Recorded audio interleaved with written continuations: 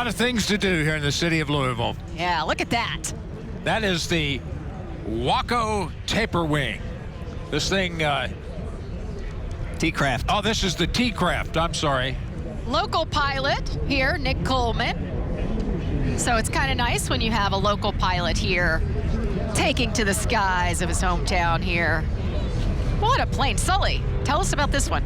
This is a T-Craft, basically a high wing airplane. He usually flies a taper wing, which is a biplane, but the taper wing was found after 20 years sitting in a barn that he refurbished. But the T-Craft, basically high performance aerobatic aircraft, high wing, which is kind of an interesting airplane to fly because you have a kind of a blocked visibility. When you're upside down, you're trying to, usually if you have a low wing aerobatic airplane, you can see out the top of your airplane and you can kind of get a feel for where the horizon and everything else. Sometimes with a high wing aircraft like this, when you're doing aerobatic work, it can kind of block some of your view of some of your references that you might use while you're doing some aerobatic work.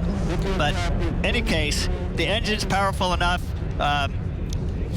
to get him through all these maneuvers, and you can see he's starting to go into the vertical here. Yeah, a lot more vertical work out of here, so it's actually a good sign that we're getting some more vertical altitude ability for the air show so that we can get some more people in here to do some more vertical maneuvering. But high wing airplane, good loading on it, and just as you can see, he can put it through the paces.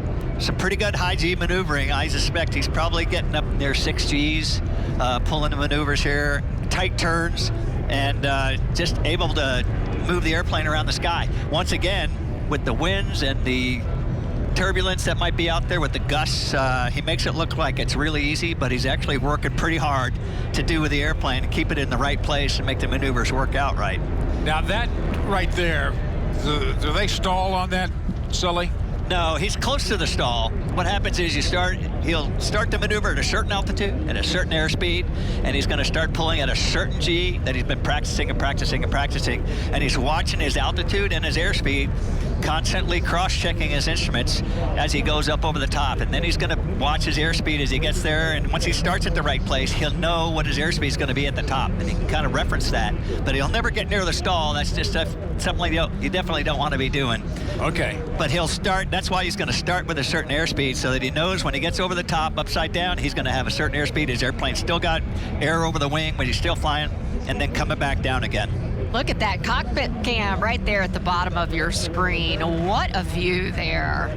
But a lot of instrument information that he's using. He's looking at airspeed, altitude, during the entire maneuver. Every single time when he does something like that, before he starts, he wants to make sure he's at a certain altitude so that he knows he's got room to recover the airplane and be safe through the entire maneuver, but it sure looks fun.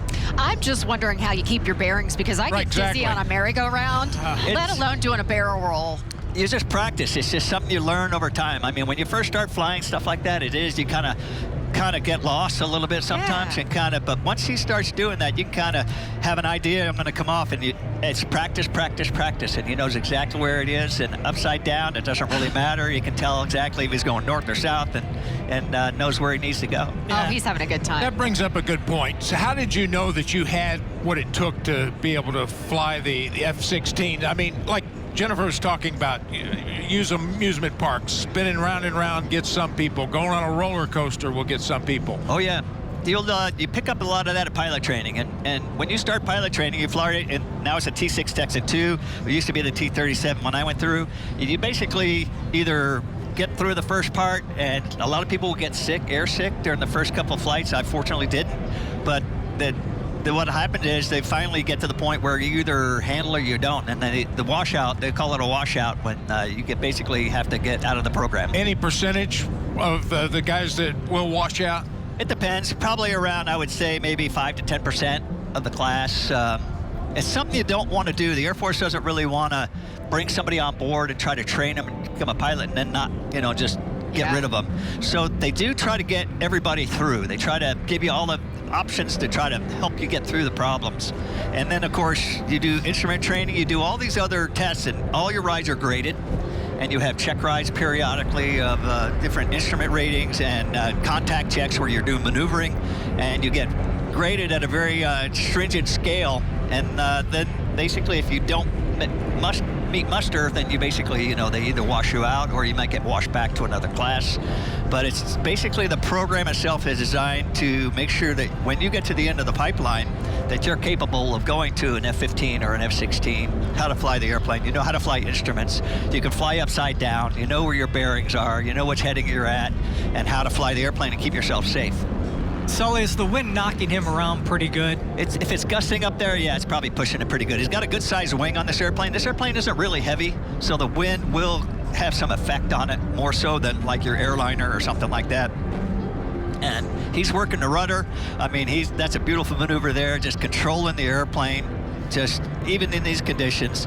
But that's just a testament to his training and skill and just the amount of practices he's been doing. Well, he makes it look easy. Oh, and yeah. you could definitely tell that Nick's having fun with this. Yeah, it's just, I don't know what it is, but if you go up there and just, I call it turning and burning, but you basically just go up there and just spin around. And we used to go, in the F-16, we'd go up near, if there were puffy clouds, cumulonimbus clouds or whatever, we'd just go up and fly around the clouds. And it's just a really fun time to just go up and just let it loose up in the sky, fly around and just be able to move the airplane around, do what you wanted to do.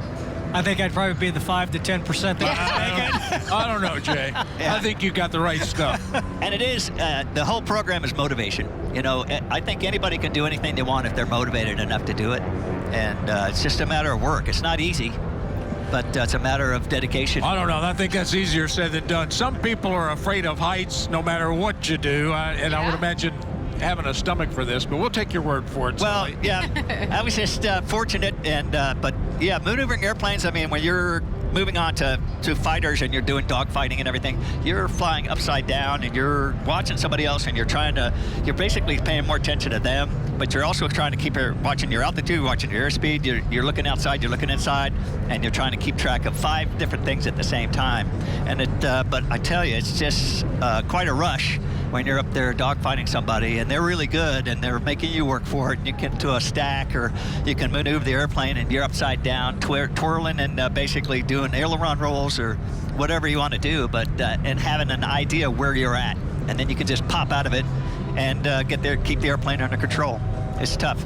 All right, the air show continues on Thunder over Louisville. I'm going to step away and take a break for about an hour. Jennifer, you'll be gone when I'm coming back. You did a wonderful job. Vicki Dortch is coming in for a second. Jay, I'll see you in a bit. Thunder over Louisville. Thunder in the USA, roaring your way.